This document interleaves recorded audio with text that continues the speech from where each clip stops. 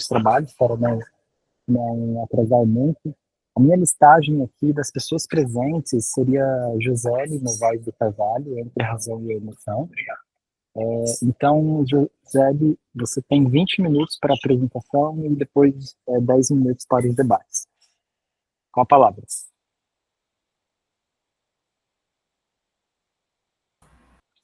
Boa tarde. Tudo bem? Eu sou Joseli Novaes, né? Boa tarde. Sou mestranda, né, do Prof. Filho há apenas 6 meses. Temos apenas um semestre que estou cursando um mestrado profissional em filosofia, né? Vou compartilhar aqui a tela rapidinho.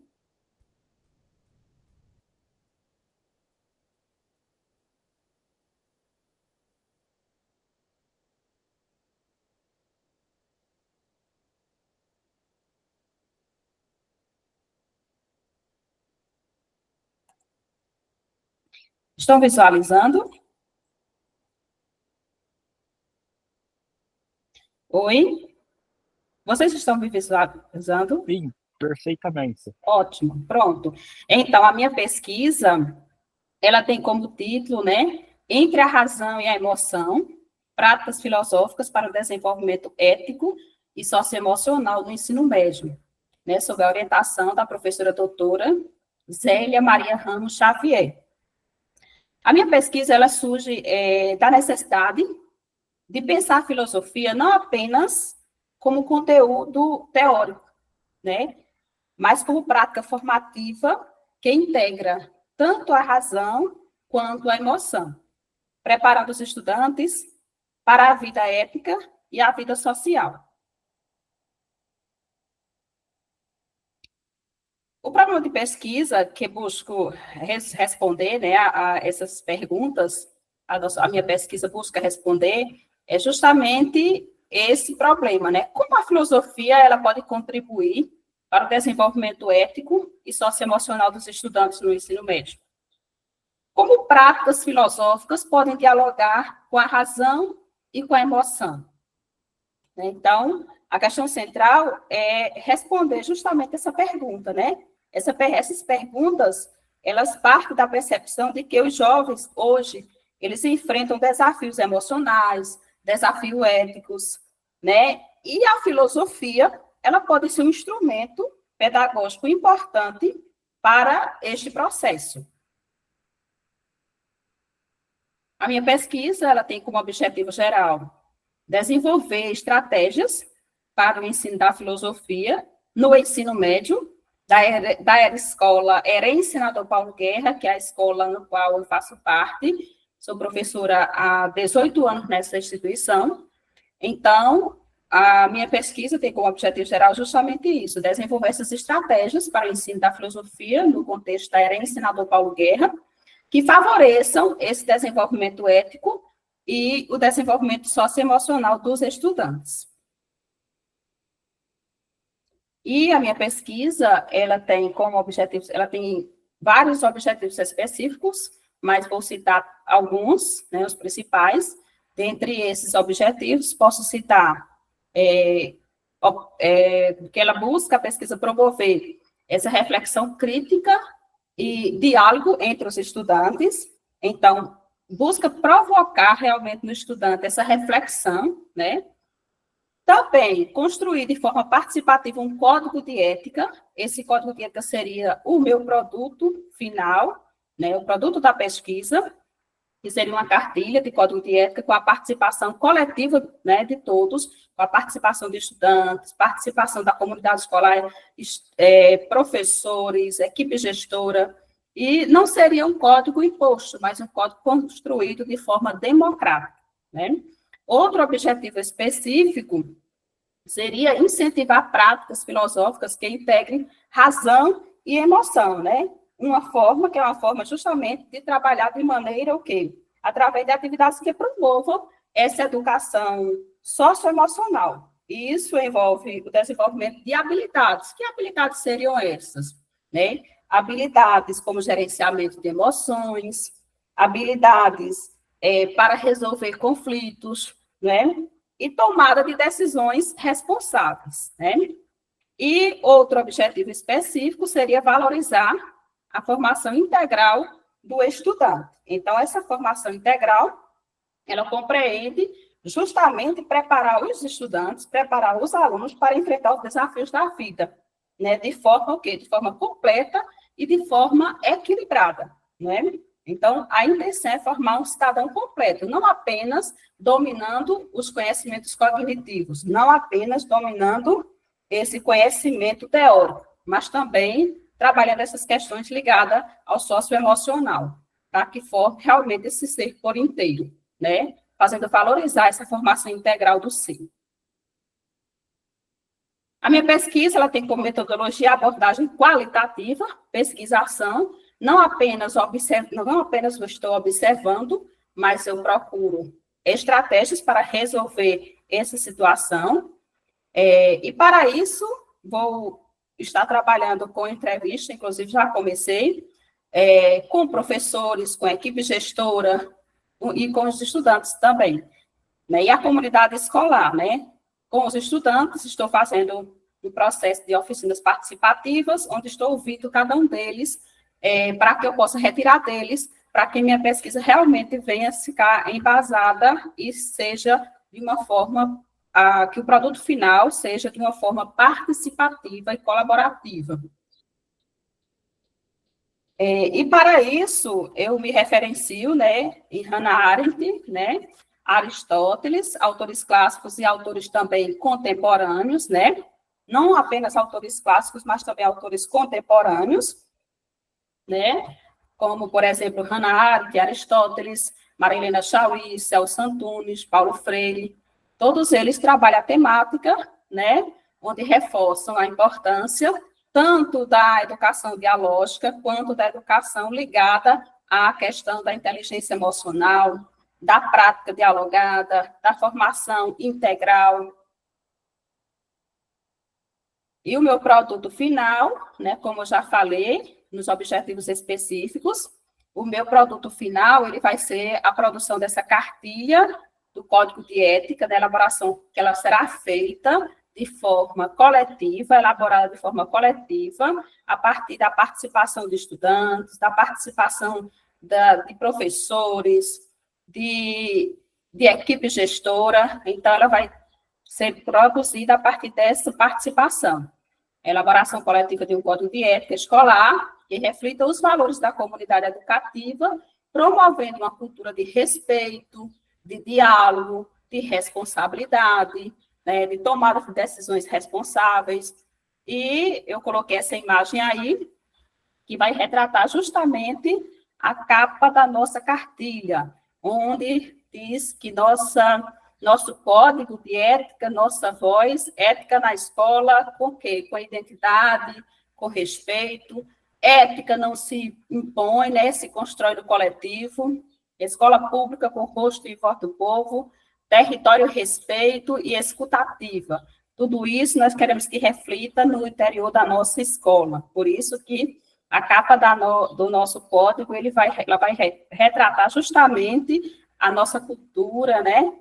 Tem aí a imagem aí da nossa vegetação, caatinga, né? Moramos no sertão de Pernambuco e nós vamos retratar bem o nosso território, a nossa vivência e a nossa vida, né? E podemos concluir dizendo que a filosofia ela pode sim integrar razão e emoção no processo formativo e que a escola se torna um espaço de reflexão crítica e ética e que o Código de Ética Escolar só vai fortalecer ainda mais a nossa identidade escolar. Muito obrigada.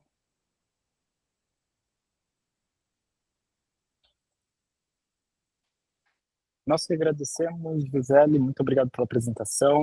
Pessoal, alguma pergunta, intervenção, comentário?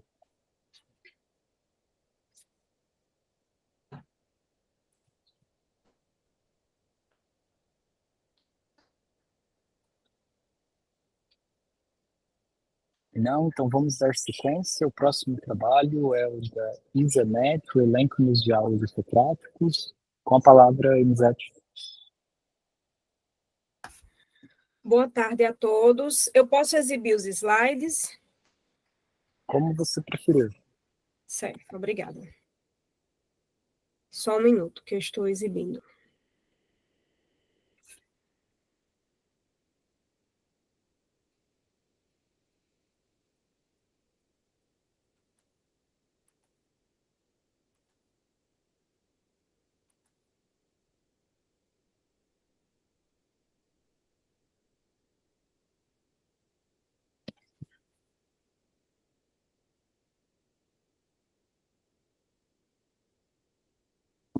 Vocês conseguem visualizar?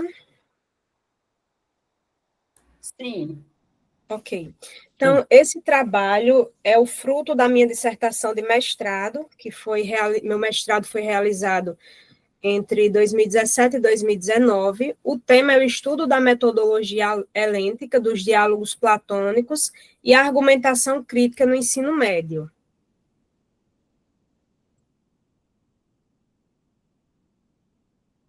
Só um momento que eu estou tendo um problema para passar os slides.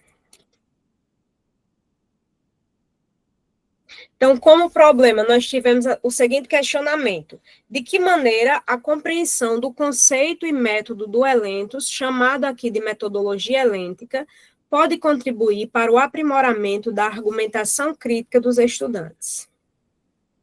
Como objetivo geral, nós tivemos investigar como o estudo da referida metodologia dos diálogos socráticos ampliou a capacidade da argumentação crítica dos alunos de uma turma de primeiro ano do ensino médio da Escola Estadual Amaro Cavalcante, que é uma escola localizada no município de Jardim de Piranhas, que fica no interior do estado do Rio Grande do Norte.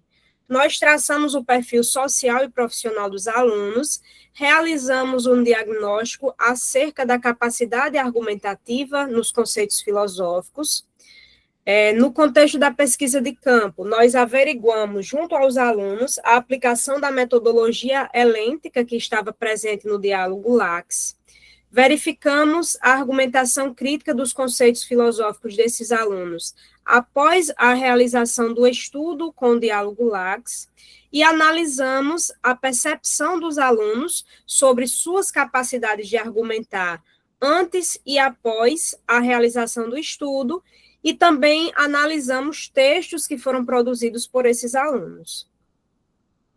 O referencial teórico consistiu no conceito de metodologia helêntica definida por Santos e desenvolvida nos diálogos socráticos Lax, Mênon, o sofista, Teteto, Apologia de Sócrates e Górgias, e nós trabalhamos principalmente os conceitos de ironia e refutação.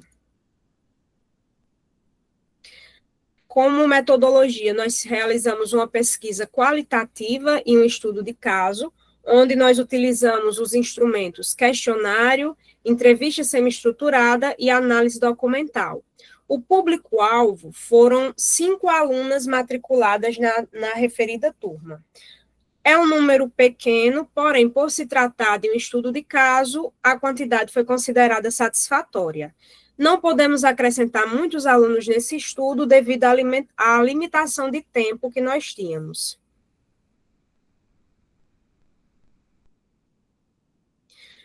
A partir dos estudos que foram realizados, nós criamos 5 categorias de análise de textos. A autenticidade, que ia analisar se as ideias que os alunos utilizaram eram ideias autênticas ou se eles apenas reproduziram ideias que eles encontraram na internet ou em algum texto.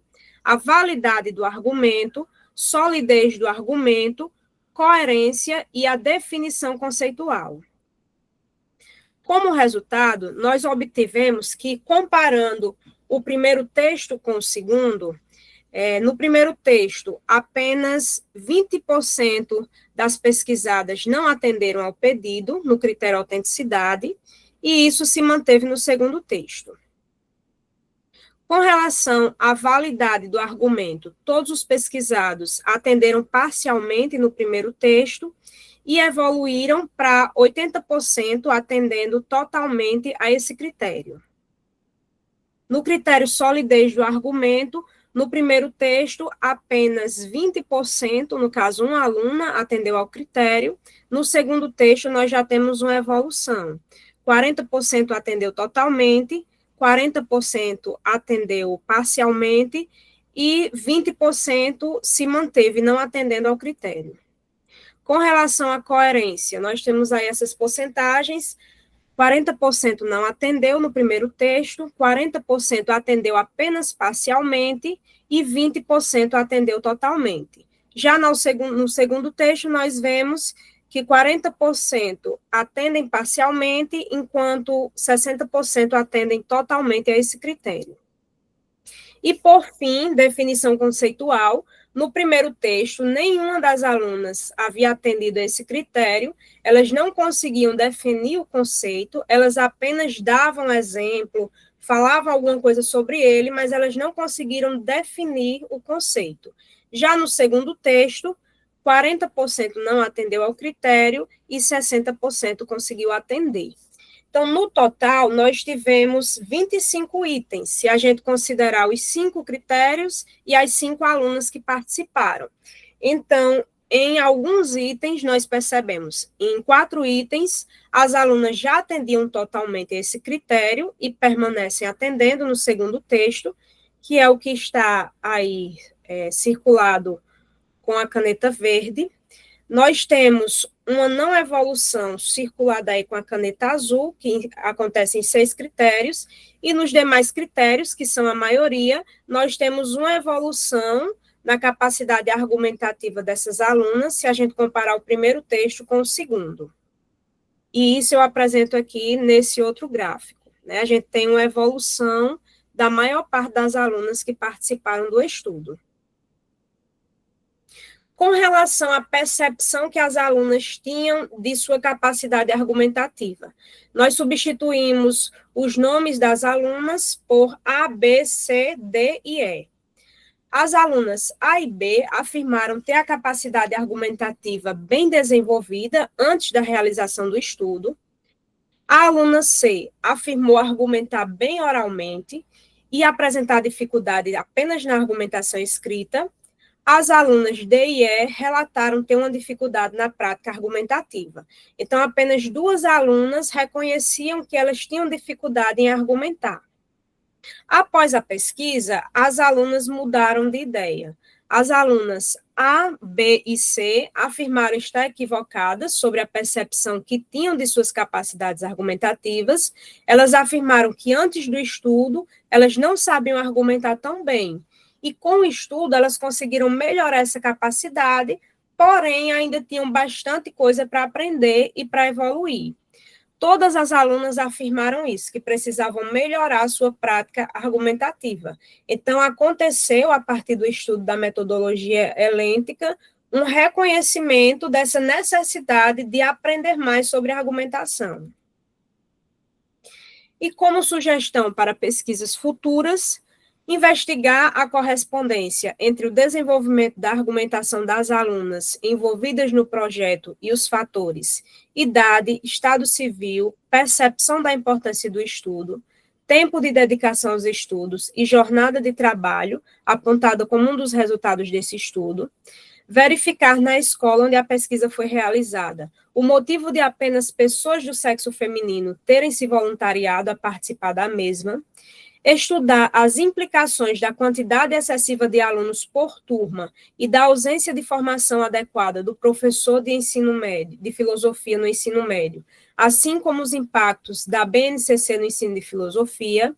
Replicar esse estudo com algumas modificações para comparar a evolução dos alunos que estudaram a metodologia helêntica com dos alunos que não participaram do estudo, e replicar esse estudo em escolas localizadas em diferentes municípios para analisar como os fatores sociais e econômicos podem influenciar no resultado desse estudo. Aqui estão as referências bibliográficas. Eu tentei ser bem sucinta na apresentação para não me estender muito, usei apenas metade do tempo. Agradeço a atenção de todos.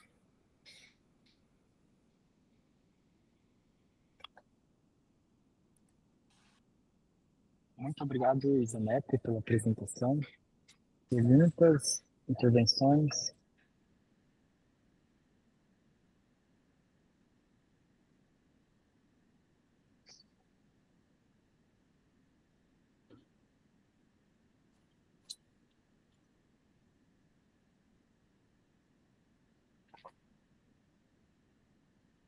Bom, então, dando sequência aqui na apresentação de trabalhos, o próximo seria o Frederico Guilherme Coutinho, Tecnologia Educacional. Com a palavra, Frederico. Frederico não está presente? Ok. Então, vamos para o próximo. Seria Roda Filosófica com Encruzilhada, de Leandro Fernandes. Com a palavra, Leandro. Oi, boa tarde. Deixa eu pegar aqui o início dela, que é a apresentação apenas de algumas fotos. Ok, peraí.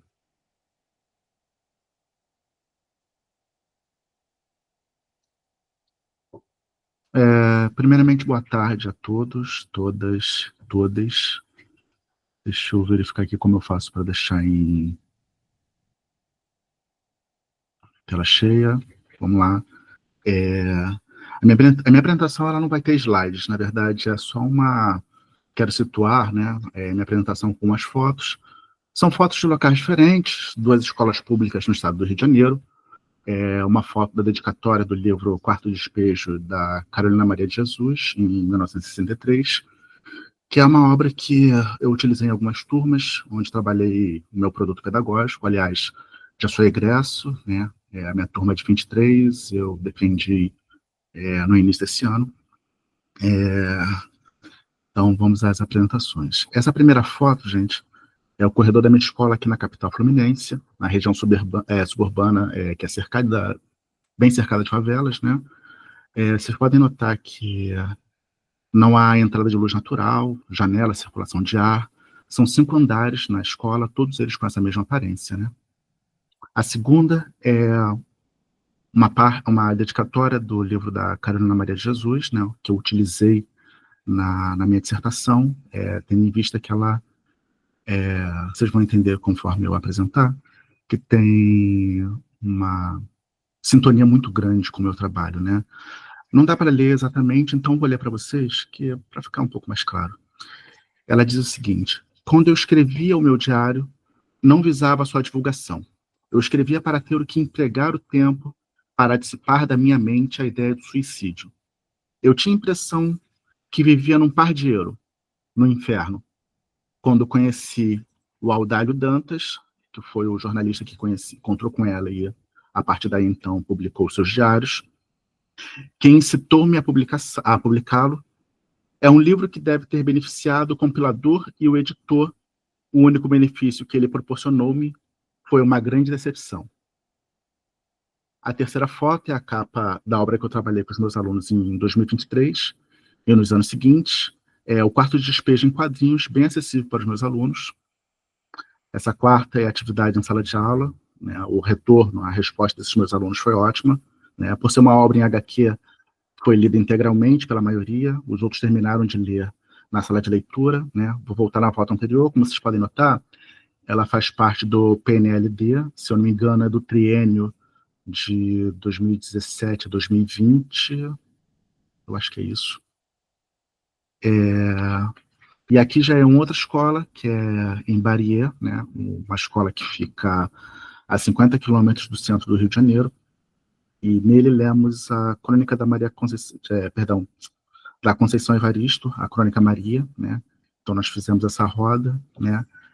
Essa apresentação, para que a gente possa ter uma noção do que a gente vai ver aqui em diante, né? Então, gente, o título da minha apresentação é a parte do produto pedagógico, né?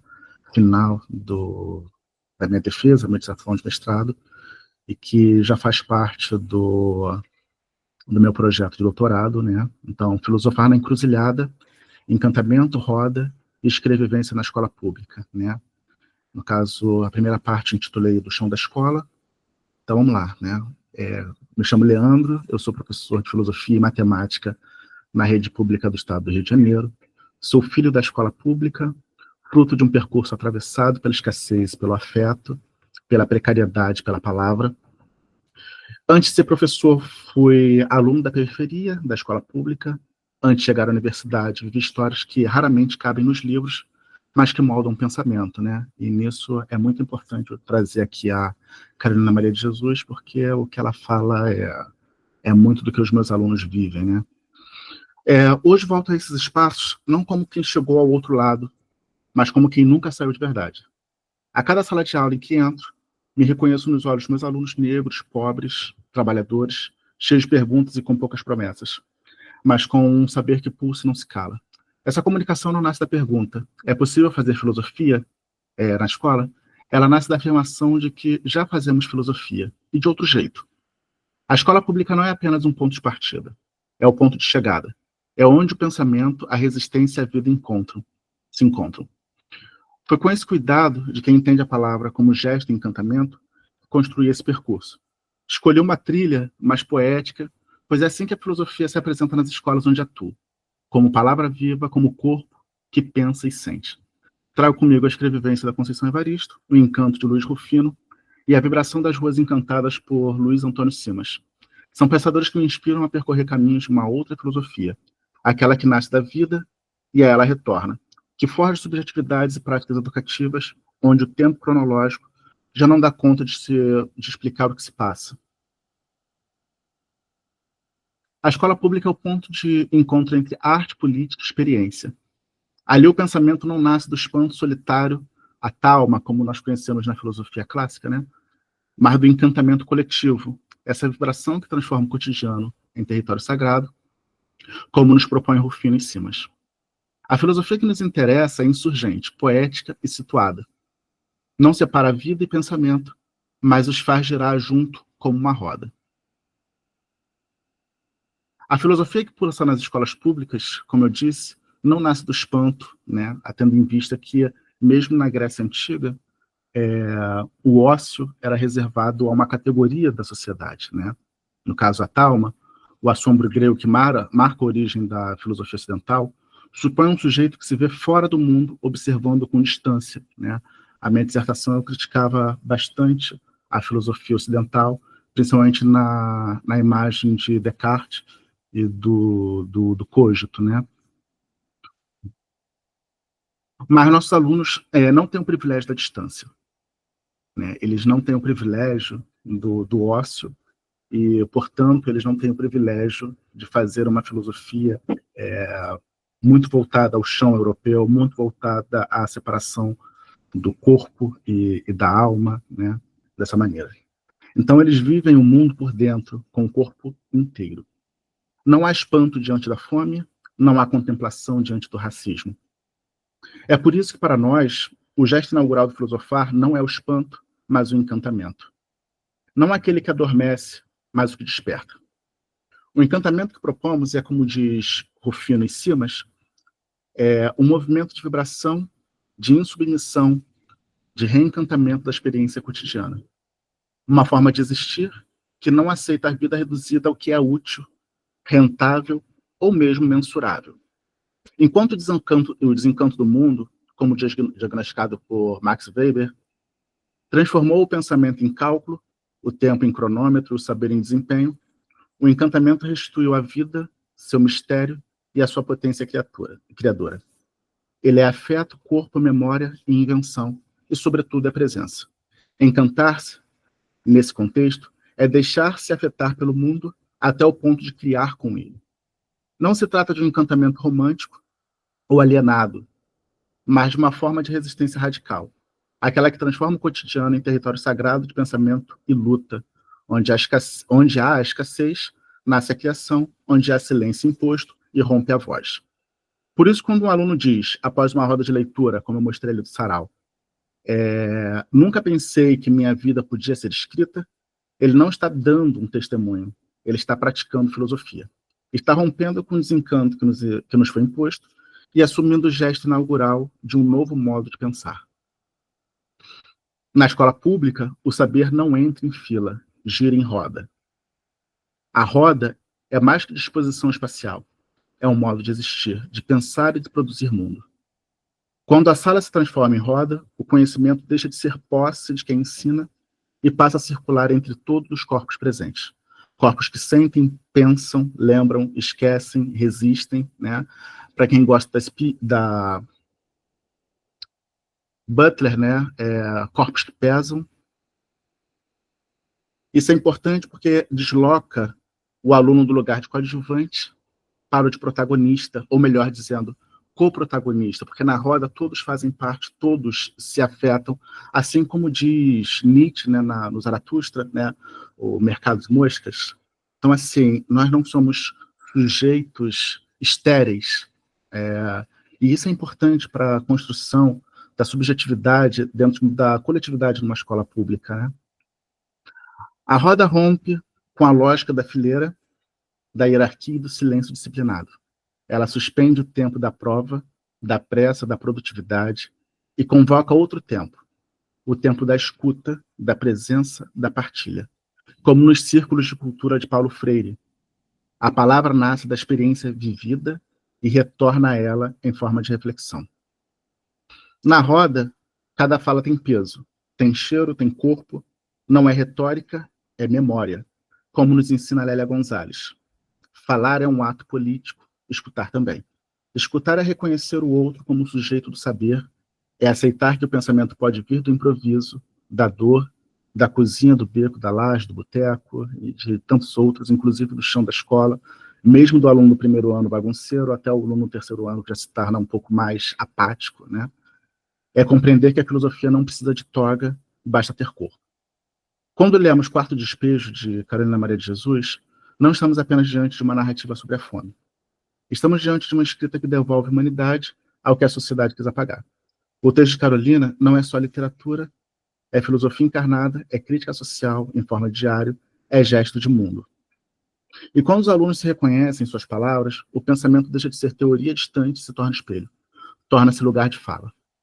Essas rodas que surgem, às vezes planejadas, às vezes espontâneas, são, na verdade, práticas filosóficas insurgentes. Nelas, a escola se reinventa como lugar de legitimação da experiência como saber. E a filosofia deixa de ser o estudo de conceitos para se tornar aquilo que sempre foi, a arte de viver.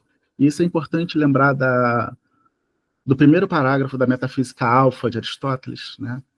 Quando ele fala que todo ser humano tende ao conhecimento, e prova disso é o amor que nós temos aos sentidos, ou seja, nós gostamos de ver, de ouvir, né? A gente gosta do tato, ou seja, a gente gosta de viver, né?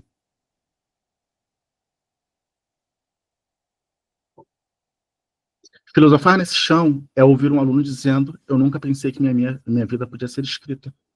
Pois é quando o aluno percebe que sua vida pode ser escrita que sua experiência tem valor de pensamento. E é aí que a filosofia nasce. A escrevivência, como nos ensina Conceição Evaristo, não é uma escrita solitária. É a palavra que carrega o corpo, o território e os afetos, o silêncio e os fantasmas de uma coletividade. Ela nasce da cor, da memória, mas também da alegria e do gesto de permanecer. Como diz Evaristo, nossa escrita não é para dormir, é para acordar o povo. Escrevência é linguagem que desperta, porque convoca a vida inteira. Como um estudante negro, mas não só negro, negra, LGBTQIA+, divergente em qualquer das suas escalas possíveis, escreve sobre sua vida ou sobre suas dores que atravessam o dia, ele não apenas está se expressando, ele está fazendo teoria, ele está produzindo, ele está escrevendo. E ao fazer isso, ele está criando uma episteme encarnada, situada, né, em encruzilhada. Está dizendo: eu penso a partir de mim, e isso também é saber. É a sua versão do conhece-te a ti mesmo, mas não como introspecção, naturalmente por definição solitária, e sim como gesto político. Afinal de contas, a filosofia que me inspira nesta fala busca na coletividade os elementos ontológicos que constituem o indivíduo e sua subjetividade. O eu aqui não é separado do mundo, ele se forma no entrelaçamento com o outro, com a memória, com a história e com o território. Nesse sentido, que Bell Hooks nos lembra, ensinar é um ato de amor e de resistência. Amar aqui é encarnar-se com o que o outro pode dizer do mundo. E resistir é afirmar que cada fala, cada corpo, cada memória tem valor de mundo. A oralidade, tão frequentemente rebaixada à informalidade, se revela aqui como uma epistemologia viva. E é importante lembrar das falas de ontem do Toninho, né, do diretor da CAPES, quando ele fala que a filosofia é indisciplina, né? Ela precisa ser indisciplina, porque senão ela cai no marasmo de não criar. E aí eu lembro da segunda extemporânea de Nietzsche, sobre a importância da história para a vida, quando ele fala que nós precisamos ser, sim, indisciplinados com relação à tradição. Porque senão a gente não inova, senão a gente não cria. Quando nossos estudantes falam de suas vivências, quando trazem gírias e batidas, gestos, afetos, expressões que nascem da periferia, estão filosofando, mas de outro modo. Um modo que desafia a gramática normativa e propõe outras formas de pensar, de dizer e de viver. Uma filosofia que se encanta, que se dança, que se improvisa e se reinventa, como num samba que não cabe na partitura, mas preenche o corpo inteiro. E aqui a figura do griot se impõe como símbolo ancestral da filosofia da palavra viva. Como nos conta, eu coloquei na minha dissertação, porém eu não sei o nome dele, falar o nome dele corretamente, né? É o Amadou Ampapeba, né? Que o griot é mais que o contador de história, é guardião da memória, da ética, da escuta, da comunidade.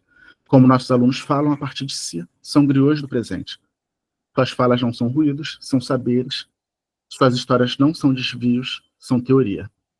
Essa é a nossa filosofia vivida, uma filosofia que não começa na abstração, mas no corpo. E é no corpo que ela retorna, como ferida, como canto e como gesto de mundo. E para finalizar, gente, a filosofia que brota da encruzilhada não se contenta em observar o mundo. Ela deseja transformá-lo, é mais do que contemplação, é convocação. Convoca a vida, a dor, o riso, a memória, o corpo inteiro. Convoca os que foram silenciados, os que ficaram à margem, os que aprendem a pensar enquanto lutam a existir. Nietzsche nos provoca a dizer, tornar-se quem se é. Não é um destino individualista, ainda que muitos entendam isso, mas o mesmo indivíduo, ele tem o seu eu interior, né, uma coletividade, né, que aí cabe mais entrando ali nos textos iniciais de Nietzsche. Mas um gesto radical de afirmação. E esse tornar-se só é possível quando se rompe com as máscaras impostas, com os discursos prontos e com os caminhos únicos. Tornar-se aqui é também fabular, criar novos rostos, novas linguagens, novos modos de habitar o mundo. Filosofar, então, não é repetir, né? Principalmente Platão, Descartes, filosofia ocidental. É fazer que Carolina Jesus escreve no Quarto Despejo, transformar limite em linguagem, exclusão em narrativa, fome em pensamento. É isso, gente. Eu acho que eu cheguei a passar um pouquinho do tempo, né? Não, está no horário, Leandro. Parabéns pela apresentação, muito forte, muito profunda e muito atual o tema. Inclusive, enquanto você estava falando, eu fiquei pensando, tem uma enorme literatura no Brasil que trata dessa questão de corpos desumanizados e que, a partir da literatura, eles ganham humanidade. Acho que a primeira literatura que me vem à mente nessa leva é o Capitães de Areia, do Jorge Amado.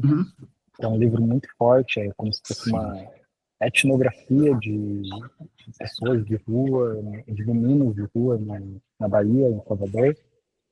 E é muito forte, muito poderoso. E a segunda grande literatura nessa venda, acho que seria, com certeza, o livro Quarto de Despejo.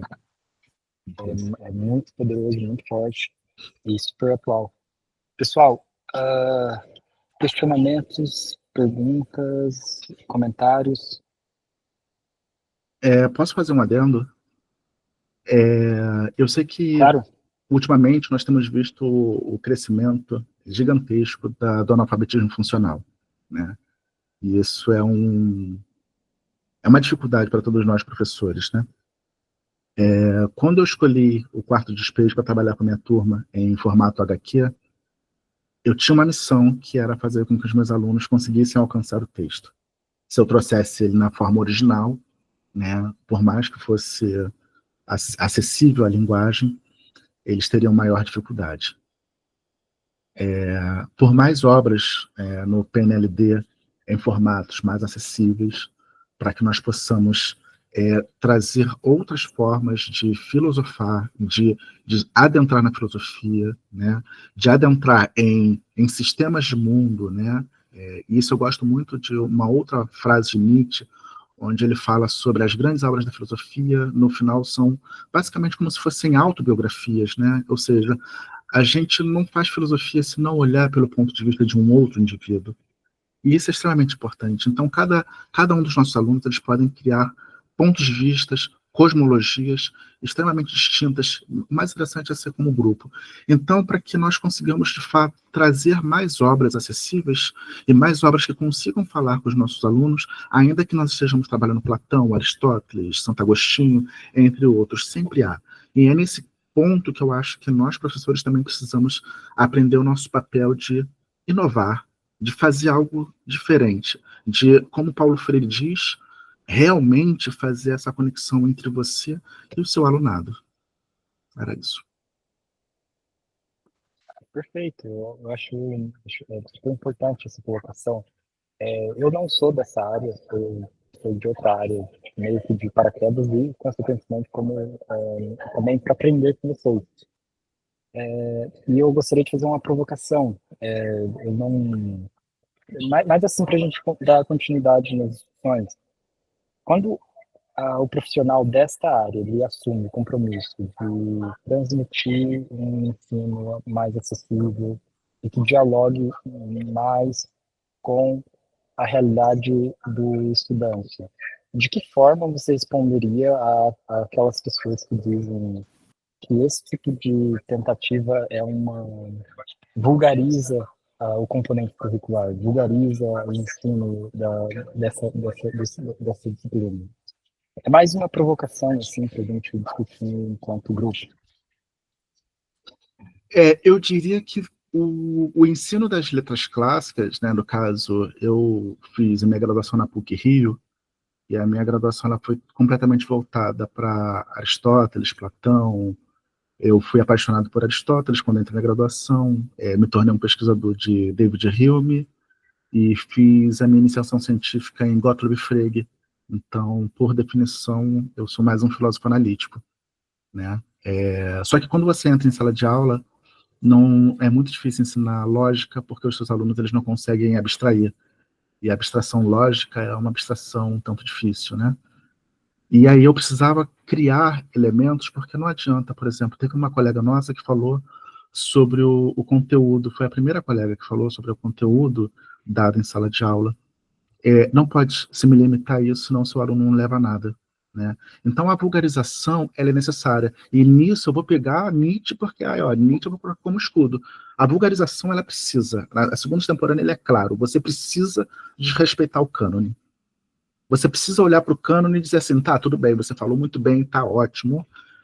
E aí você pega um pouco da exegese. Você falou sobre isso, em que período, em que condição. A sua filosofia talvez não valha mais agora. E a gente pega Deleuze e Guattari, onde falam sobre os limites do tempo acerca de um determinado pensamento, né? Até onde aquele pensamento, ele de fato é situado, ele faz sentido, né? Então, por exemplo, Platão, ele tinha um pensamento que, pô, cara, até hoje faz sentido. Mas quando a gente para e pensa, até hoje faz sentido, não leva a um outro pensamento? Por que até hoje faz sentido? Nietzsche criticava isso, por que até hoje faz sentido isso? Né? E aí a gente entra, por exemplo, no ensino público estadual, onde seus alunos, muitas vezes, como na época da pandemia, iam para a escola porque eles precisavam comer. Você acha que filosofia é prioridade? Somente se você tratar de uma filosofia tão acadêmica quanto a nossa, uma área tão longe do pensamento de chão. A gente quer realmente fazer um pensamento que só serve às camadas da sociedade mais altas? Pô, Sócrates falava na ágora, para qualquer um. Olha só, Sócrates foi condenado à morte, Platão foi expulso de Atenas, e se sabe que Aristóteles provavelmente teve uma úlcera, ou seja, ele é estressado, né? Ninguém gostava exatamente dele, até porque a fala dele não era tão boa assim, ele tinha uns trejeitos na voz. Nós viemos do pensamento periférico, em todos os sentidos. Como é que a gente se tornou estrelas de um mundo e a gente não consegue mais criticar ele? A gente precisa criticar o mundo, a gente precisa ser o bobo da corte, o cara que fala e ninguém... Pô, a gente precisa ser o malandro, a gente precisa criticar isso aqui e para fazer uma filosofia como o próprio Toninho disse, indisciplinada. A gente precisa quebrar um pouquinho, senão a gente vai só servir a algum interesse que não é nosso. E não é nosso porque eles já estão cortando filosofia do ensino médio. É isso. Perfeito, muito obrigado pela provocação. Quando eu fiz essa provocação, eu esperava uma resposta bem completa e você superou as minhas expectativas. A resposta é fenomenal. Eu sabia que ia vir alguma coisa bem instigante, inspiradora. Pessoal, mais alguma colocação, pergunta?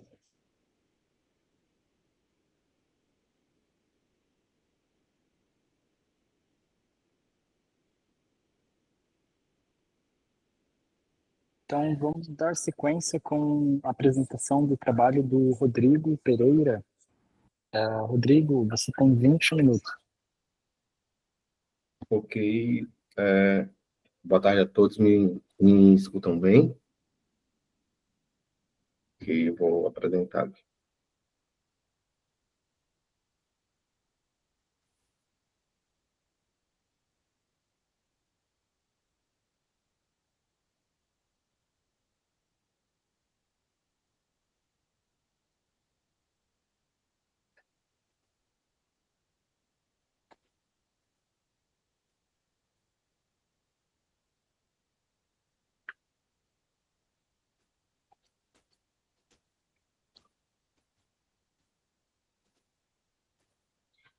Boa tarde a todos.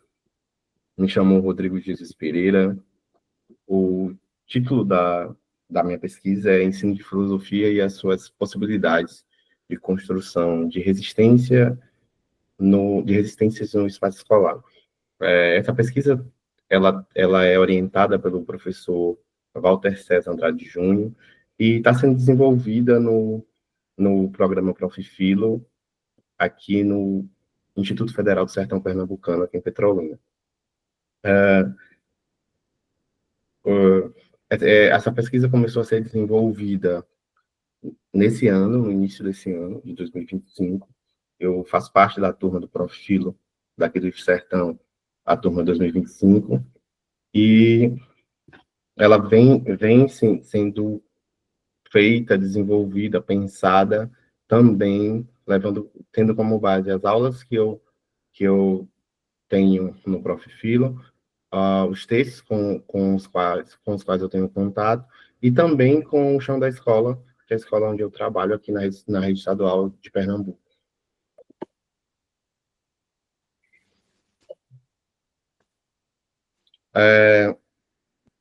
No que diz respeito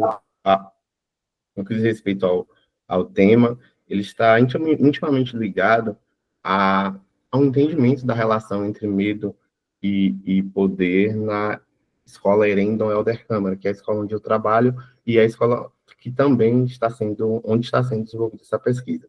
A Herendon Helder Câmara, ela está situada na cidade de Lagoa Grande, aqui no sertão pernambucano, e mais especificamente numa comunidade rural, chamada Comunidade de Vermelhos, uma comunidade que é muito marcada pela agricultura, muito marcada pela produção de uva, produção de manga, e também pela produção de vinhos.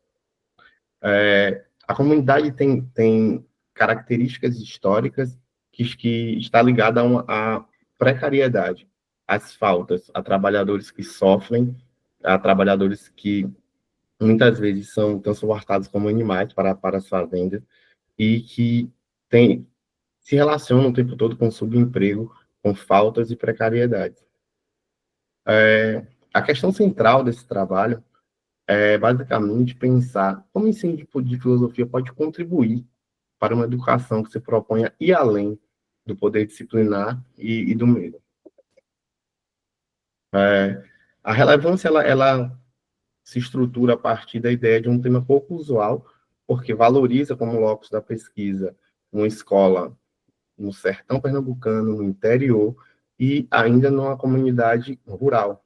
Isso, em geral, não é muito comum, sobretudo na filosofia. Nós nos apegamos aos clássicos, às grandes questões, e muitas vezes nos esquecemos de ver e observar os problemas filosóficos que estão na nossa cara, os problemas filosóficos que desenrolam na nossa vida prática, no nosso fazer diário, se desenrolam a partir da nossa relação própria com o nosso trabalho, da nossa relação pessoal e da nossa relação com o outro, esse outro que muitas vezes está perto, mas que nós invisibilizamos. E, no que diz respeito ao contexto, é a ideia mesmo de resistir a práticas opressivas que existem no chão da escola. Nós nos acostumamos a entender a escola como esse lugar de emancipação, de possibilidades. Sim, ela pode ser isso, mas a escola também tem seu caráter opressor, tem seu caráter censor, muitas vezes. A fundamentação teórica dessa pesquisa está ligada ao conceito de poder disciplinar de Foucault e o conceito de medo de Hobbes, e também a ideia de currículo oficial. No que diz respeito ao conceito de medo de Hobbes, é necessário pensá-lo, eu proponho que nós o pensemos assim, em 3 momentos fundamentais. O primeiro momento diz respeito ao que ele chama de estado natural, o período onde não há, basicamente, a sociedade civil e o Estado civil, e no Leviatã ele caracteriza o medo, nesse momento do estado natural, como terror. Um medo que você não sabe muitas vezes de onde vem, é um pavor, um terror. Já no momento de encaminhamento para o pacto, esse medo se associa com a razão e com as possibilidades de bem e conduz à paz. E depois, no ambiente civil, que já seria o terceiro momento, aí nós já poderíamos falar de temor, que é basicamente um medo manipulado, um medo que tem basicamente um elemento claro, que é o medo da espada do soberano em Hobbes. A proposta filosófica de Hobbes é uma proposta de hipercensura. No decorrer dessa pesquisa, nós deixamos claro que nós não estamos, basicamente, defendendo de maneira completa a proposta de Hobbes. Apenas estamos recortando a ideia, apenas estamos falando da ideia de que o medo é um afeto político central. E, nesse sentido, Hobbes pensou muito bem, porque o medo, ele é basicamente um manipulador de consciências, não só a consciência individual, mas como a consciência coletiva. E é nesse sentido que nós chegamos no poder disciplinar desenvolvido por Foucault. A ideia de poder disciplinar desenvolvida por Foucault, ela não é, basicamente, dirigida apenas ao indivíduo, mas é um poder que dobra forças e multiplica forças na medida que ele atua sobre a coletividade. E a escola, muitas vezes, muitas vezes não, a escola, ela é basicamente parte desse poder disciplinar.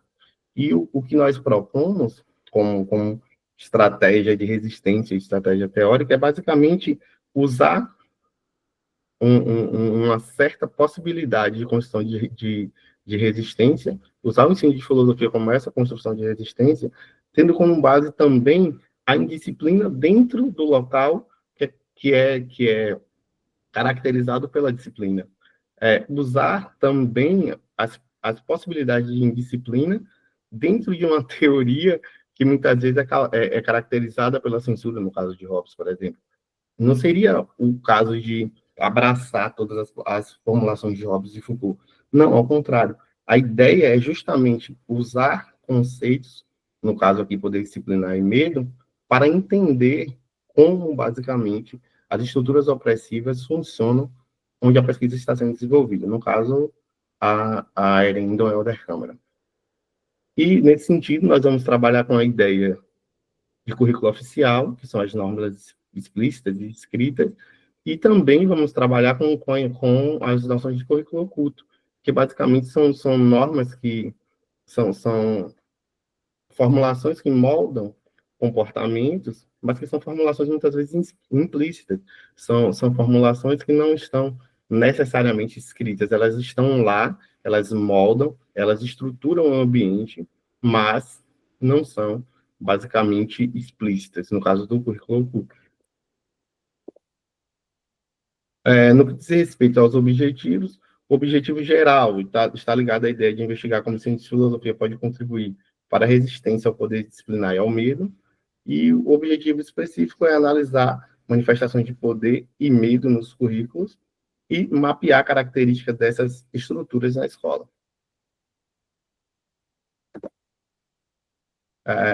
A proposta de intervenção, ela está ligada a basicamente usar as ferramentas filosóficas para questionar e resistir a formas opressivas de vigilância e disciplina, e tendo como objetivo da intervenção captar a percepção dos alunos sobre poder, disciplina e medo, estimular a reflexão profunda e propor alternativas pedagógicas emancipatórias.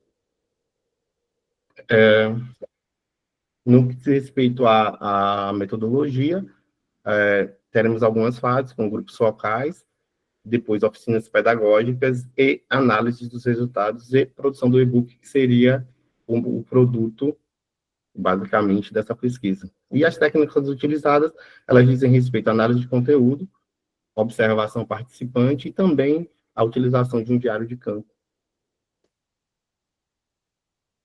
As oficinas elas serão estruturadas em 3 momentos, que é basicamente a exploração teórica, com base nos conceitos de Foucault e Hobbes, o debate coletivo, que diz respeito a experiências e práticas disciplinares, e a criação de alternativas, que é propostas para mais liberdade e autonomia, que é basicamente em que sentido ou em que caminho nós podemos lidar para garantir esse tipo de resistência.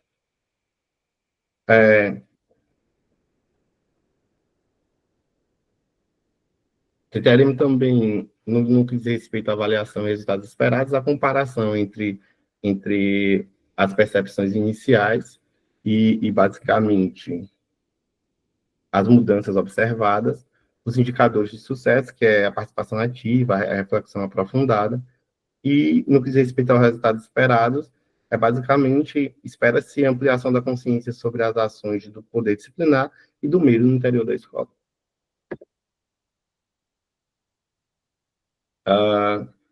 No que diz respeito à importância, basicamente entender a filosofia com o seu potencial transformador e crítico. A imagem que está como um plano de fundo, ela foi basicamente um momento na escola, que foi um momento basicamente de resistência. Aqui em Pernambuco nós temos uma grande movimentação de alunos e professores e profissionais de educação como um todo para a climatização das escolas, porque nós vivemos num calor terrível e, em geral, muitas escolas não são climatizadas. E é o caso da escola que eu trabalho, a Herendon Helder Câmara.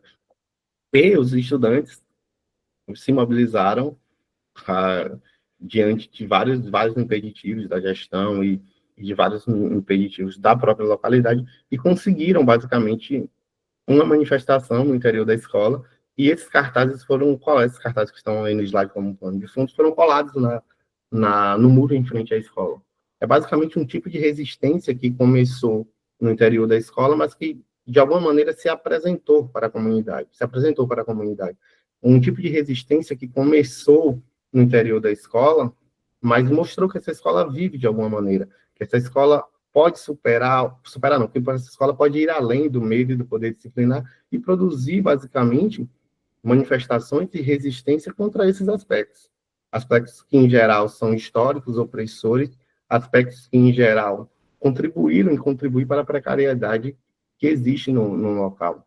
E eu trago no slide como um plano de fundo justamente essa imagem, porque essa imagem é muito reveladora da potencialidade do ensino de filosofia, e não só do ensino de filosofia, mas também de outras áreas, para um certo despertamento de que a escola tem uma função interna, que diz respeito a ela, mas também tem uma função social. Às vezes, as contribuições que a escola, na maioria das vezes, as contribuições que a escola pode dar, ela transforma não só a vida dos alunos individualmente, mas ela pode transformar também coletivamente pelas ações desses alunos e também por se mostrar para a comunidade na qual ela está inserida como uma possível e com potência para transformar o status quo. As referências principais do trabalho, Foucault, Hobbes, Silvio Galo, e acaba aqui a minha apresentação, agradeço a todos.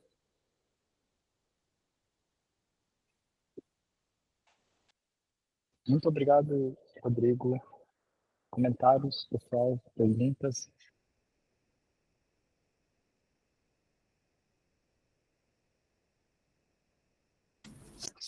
Oi, boa tarde, Rodrigo. Cara, eu achei muito interessante a manifestação da escola. No Rio, a gente teve algo parecido no início do ano. As escolas estaduais não tinham climatização. A gente foi à rua, a gente parou uma via que tinha BRT, então fez um engarrafamento absurdo. E aí movimentou um pouco do poder público, né? E aí a gente conseguiu um negócio que estava se arrastando desde 2012, a gente conseguiu colocar as salas climatizadas agora em maio, abril, maio, né? E aí você colocou uma questão que eu achei muito interessante. Você primeiro traz a questão do medo como afeto, aí depois traz Foucault e a questão do disciplinar, né?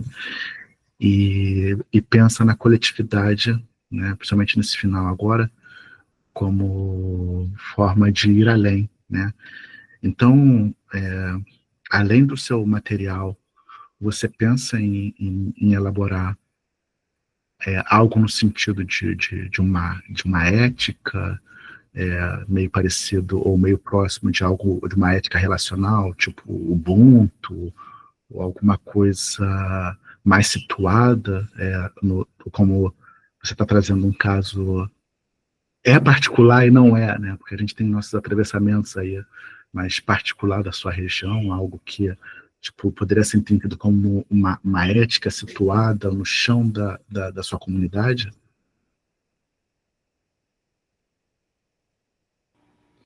Sim, a ideia como a pesquisa ainda está em um primeiro estágio, ela está sendo ainda desenvolvida, a ideia é justamente essa. A ideia é conseguir fazer com que, ou observar, basicamente, o quanto escola e comunidade se relacionam. O quanto as estruturas que muitas vezes estão na comunidade e também na sociedade, elas adentram a escola e como a escola também mostra essas estruturas para a comunidade. E a ideia da pesquisa, a primeira ideia, é, de alguma maneira, desvelar as estruturas de medo dentro da escola e do poder disciplinar. Primeiro ponto. Esse seria o ponto 1. E o ponto 2 seria o ponto, basicamente, de construir uma resistência a esses elementos. Porque não temos como nos livrar completamente do medo, nunca. Ele é necessário. Mas é necessário que a gente também entenda o quanto o medo nos manipula politicamente, o quanto o medo nos paralisa, o quanto o medo nos faz aceitar o inaceitável. E a ideia, embora você estava falando mais cedo de indisciplina, e eu estava aqui rindo, justamente porque eu faço uma disciplina completa, que é juntar Hobbes e Foucault, que são autores de campos completamente opostos. E no desenvolvimento da minha pesquisa, eu deixo isso claro, que eu sei que eles são opostos. Eu não estou querendo encaixá-los na mesma moldura, não é essa a ideia. A ideia é basicamente entender como o conceito de poder disciplinar, desenvolvido por Foucault, ele tem muita eficácia por conta do medo. E um autor que pensou o medo de maneira categórica foi Hobbes, para bem ou para mal, mas ele pensou de maneira categórica. Ele pensou o medo como um afeto político central. E a ideia era já propor essa indisciplina teórica já desde o início da pesquisa. E dentro do ambiente escolar, onde a pesquisa está sendo desenvolvida, é propor também essas indisciplinas. Pensar também para além do que está posto. Pensar também para além do que nos é dito que é autorizado pensar. Vamos pensar o que não é autorizado? Às vezes, nós falamos de uma escola que muitas vezes não dá certo, mas como resposta a isso, o que é que a gente propõe? Mais disciplina, disciplina, disciplina, disciplina. Mas será que não seria o caso de fazermos algo diferente? Pensar pelo avesso? Será que está realmente na disciplina a resposta para todos os nossos problemas? Ou será que essa disciplina imposta na escola, essa docilização, para usar o termo Foucaultiano, imposta na escola, ela também é uma docilização para esses indivíduos que irão para a sociedade também docilizados por conta de certas estruturas, dentre elas a escola. Então, a ideia de pensar essa resistência é basicamente pensar essa indisciplina, pensar o não autorizado, e se daí nós iremos falar da possibilidade de surgimento de uma nova ética, ou de um tipo de uma nova ética, não, de um tipo de ética que se relaciona com escola e comunidade. Eu acho que eu posso falar isso em outro momento mais amadurecido da pesquisa. Talvez hoje eu não tenha tanta propriedade para falar se daí realmente nós trabalharemos ou pensaremos a partir de outros pressupostos éticos, entre eles o Ubuntu.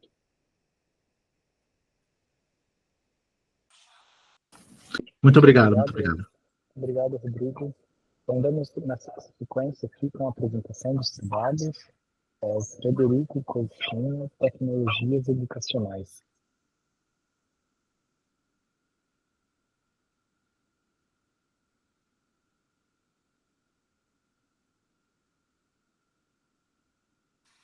Alô, alô, Frederico?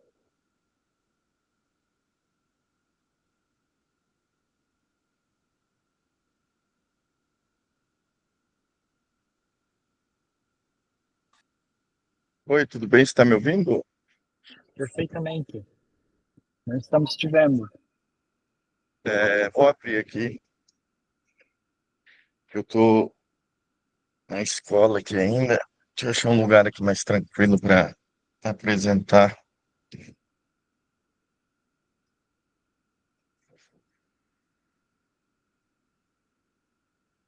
Ah, consegue me ver agora? Beleza, deixa eu colocar o slide aqui.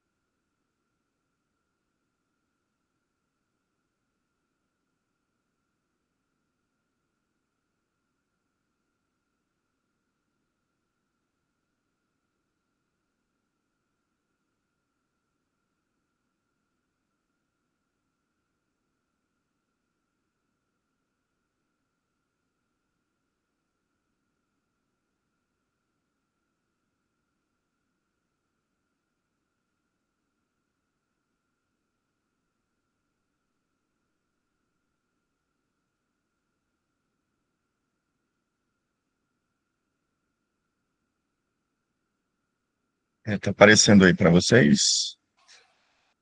Sim. Sim?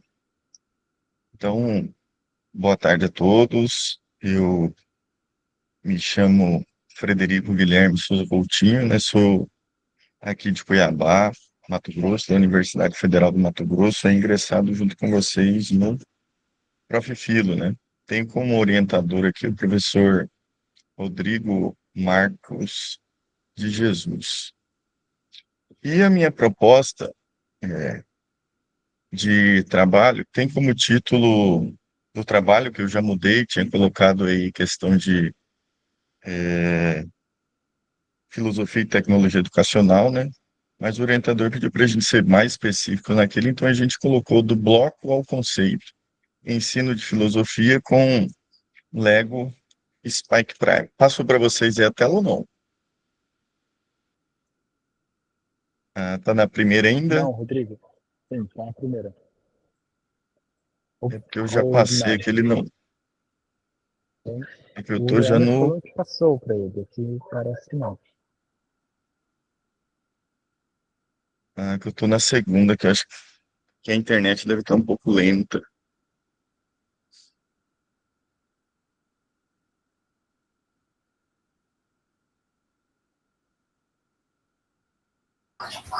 Tá na primeira página ainda?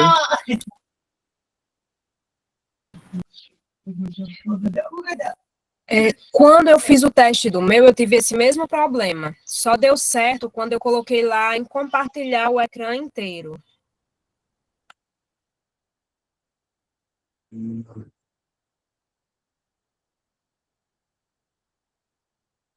Então, deixa eu abrir de novo aqui. Desculpe por isso, viu? Não há nenhum problema.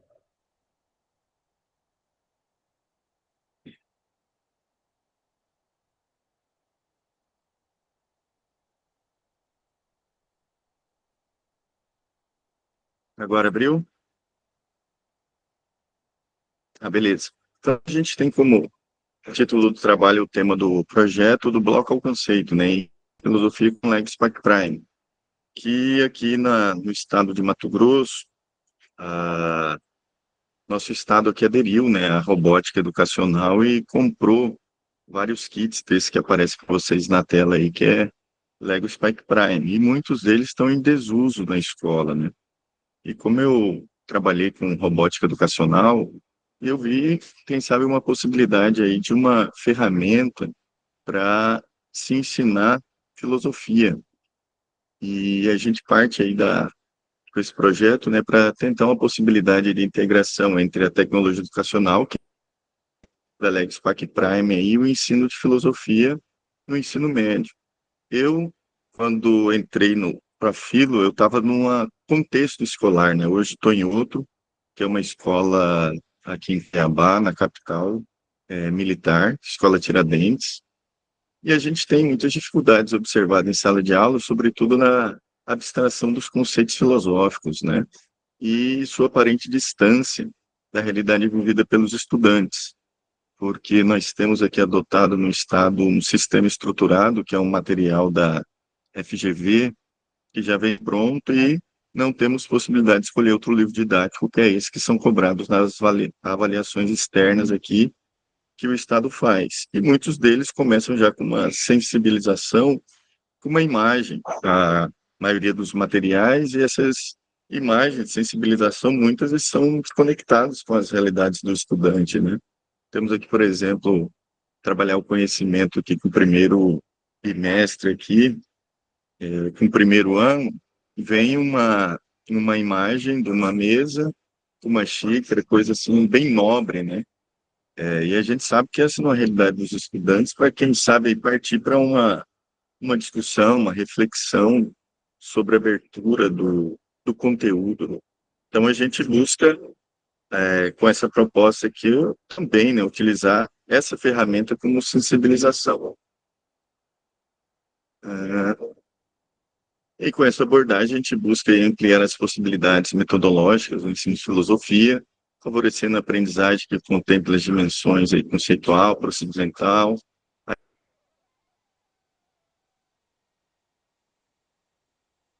atitudinal e também um protagonismo estudantil. E esperamos que, ao construir protótipos aí com Lego, os alunos consigam novos abstratos para representações concretas. E esperamos que essa articulação aí entre filosofia e tecnologia possa enriquecer o ensino da disciplina, promovendo experiências aí reflexiva, mais próxima do cotidiano dos alunos. Os objetivos que a gente tem em geral criar alternativas, né, de reflexões filosóficas por meio do uso aí do Lego Education e Spark Prime. E os objetivos específicos que a gente propõe tentar alcançar aí com essa pesquisa, né? Desenvolver uma sequência didática aí de 4 ou 5 aulas, utilizando o Lego, o Education Spark Prime, para explorar temas filosóficos. Aplicar a sequência didática em concordância com os temas ligados ao material didático, aqui que é o sistema estruturado, né? Analisar os resultados da sequência didática no engajamento e desenvolvimento das reflexões dos estudantes, e a gente pensou, junto com o orientador, em produzir um material aí que vai de apêndice ao projeto quem sabe, não sei se conseguiremos de interligar outras áreas do conhecimento que utilizem também ciências, não física, química, geografia, história, para contribuir também para esse desenvolvimento aí, né? E a base teórica aqui que a gente pensou inicialmente, isso aqui quem sabe pode mudar, né? A gente pensou inicialmente ali em utilizar Platão com o conceito de mimesis, né, que a gente sabe que ali no livro 7 da República, ele utiliza mimesis ali como uma forma de imitação ou representação, que são sombras, que a partir dali eles vão acender as ideias. E aqui também a gente pensou nisso porque os blocos Lego, querendo ou não, são representações, né, da realidade que nós temos. E isso a gente vê em muitas teorias de aprendizagem também, que desenvolvem crianças, eles partem também dessas representações da realidade para desenvolver a aprendizagem nos alunos. E a gente parte dessa premissa também. E utilizamos ali também para uma metodologia, a sequência ali que o Silvio Galo tem, né? Os 4 passos, que seria a sensibilização, problematização, investigação e conceituação, e também o Guilherme Obiols aí para o ensino de filosofia. Também encontramos o Spicala aqui, que é um filósofo, acho que polonês, que ele trabalha já com o Lego para ensino de filosofia e ele desenvolveu uma metodologia própria que é chamada Lego Logos, né? Que aí parte dessa interpretação filosófica por meio de construções, que na metodologia dele ele coloca os estudantes para fazer uma leitura de um texto filosófico e ao invés de eles falarem ou fazer uma reflexão, eles constroem um protótipo, eles constroem alguma coisa que represente aquilo que eles gostariam de expressar com palavras, né? E a partir dali ele cria, vamos assim dizer, depois interpretações que os alunos vão tentar entender o que o outro construiu, explicar isso, e eles desenvolvem ali os conceitos, né? Partindo de questões concretas, vamos assim dizer, daquilo que os alunos fizeram. E a sequência didática que a gente tem pensado aí, né? A sensibilização, que seria a primeira aula com o Silvio Galo, de conteúdos conceituais, que vai trabalhar o conhecimento, procedimento à expressão, a atitude, a curiosidade dele, que seria inicialmente uma construção livre, que, por exemplo, trabalhando conhecimento para que eles construam o que eles entendem por conhecimento, né? E a segunda aula seria onde a gente colocaria ali problematizações para eles a partir daquilo que eles construíram, né? Conceito de verdade, procedimento de leitura, atitude, escuta crítica, que seriam leitura também de trechos própria apostila e também de recortes que a gente vai pensando em pegar, que tratam da mesma questão, mas também a construção de protótipos ali. E a quarta aula, ou a segunda, que eu acho que daria mais 1 ou 2 aulas, né? Teremos a investigação.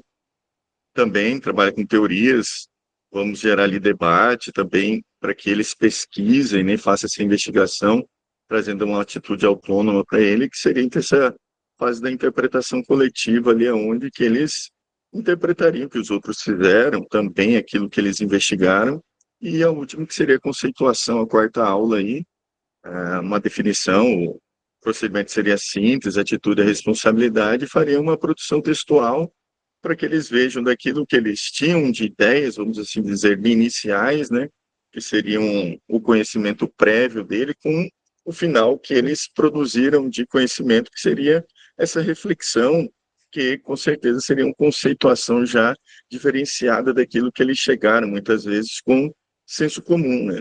Os resultados que a gente espera aí, um maior engajamento dos estudantes, uma compreensão aí mais profunda dos conceitos filosóficos, desenvolvimento de atitudes filosóficas como escuta, argumentação, também a abertura ao diálogo e a transposição aí do abstrato para o concreto por meio aí dessa mimes, né, desse que eles constroem e a construção simbólica. Então, nosso trabalho inicialmente que a gente tem pensado seria isso.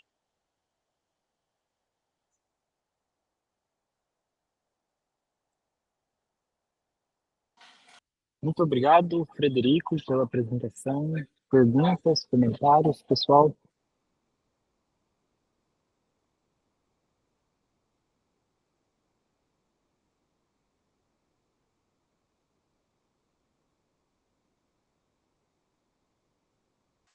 Bom, eu imagino que são esses os trabalhos dessa sessão. Muito obrigado pela apresentação a todos e todas. E a gravação desse vídeo estará disponível no canal do YouTube do evento. E é isso. Muito obrigado.